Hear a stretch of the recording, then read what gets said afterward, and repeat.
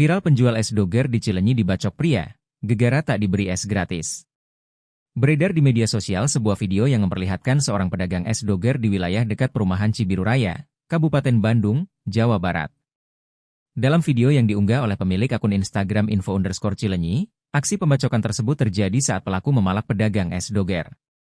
Kejadian pembacokan itu terjadi Kamis, 28 November 2024, sekitar pukul 16.45 WIB di Jalan Pertigaan Cibiru Raya, Kampung Cibangkonol RT 46, Desa Cibiru Wetan, Kecamatan Cileunyi, Kabupaten Bandung. Korban atau penjual es doger bernama Muhammad Rahmat Murdani sekaligus sebagai pelapor. Sementara si pelaku bernama Ferry Andriansyah.